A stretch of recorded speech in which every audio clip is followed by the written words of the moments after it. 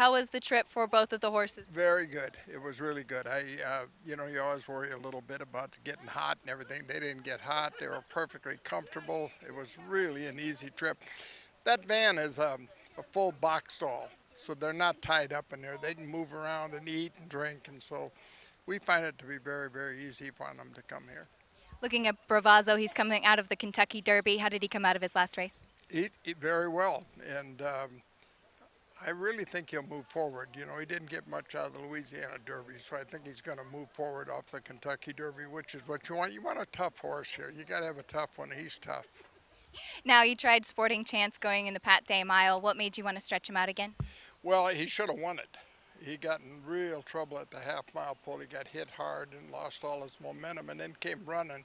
I think he merits a chance here. He could be a very big surprise here for you. He's a very good horse. He's a quality horse with a lot of ability, and he deserves a chance. How much does Oxbow, a few years ago, finishing sixth in the Derby, coming back here and winning, inspire a sixth-place finish at the Derby this year with Bravazzo? Well, people have drawn that comparison, but that's happened a couple times with me. I think Tank's Prospect was fifth or sixth when he came in here and won it. So it's a different deal. It's a different race, and you know, you got to really be impressed with Justify in the Derby. I was really impressed. Bob did a tremendous job with him, and yet you can't mail it in. You got to go over here, and we'll keep it honest. We don't want anybody to just, you know, walk over and we're not going to engrave the trophy yet. We got to at least make it difficult for him, even though he's probably going to get it. But I think that we're going into it a little bit better. And we brought Oxbow in here. We were a little bit better. And it doesn't take but a great trip to get it done.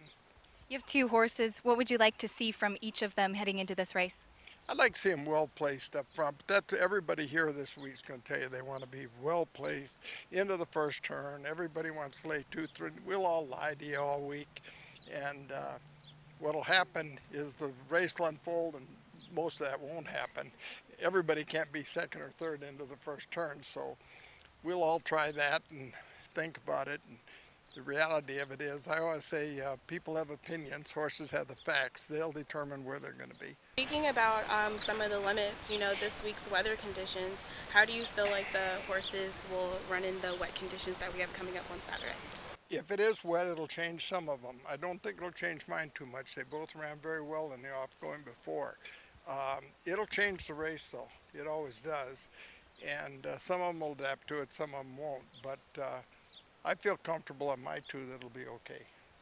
We're happy to have you back at the Preakness. Will you reflect back on maybe some of your past Preakness memories? Well, they're all good. Everybody that's ever come here has had a great experience. Even if you run last year, it's a great experience. This is the best. Just like I said, if we ever got somebody to help us unload our equipment at Churchill, I'd fall over. So it's really wonderful, the hospitality here. So we enjoy it. I know Bob Baffert and I were talking the other day about the hospitality and getting together here, and it's just a different deal. There's a little bit less pressure. If you're going to win the Triple Crown, it's always a good idea to win the first one. But he's in that position. We'll just try to pick up the pieces and do the best we can. But this is the place to be if you want to really enjoy a part of the Triple Crown series. This is the one.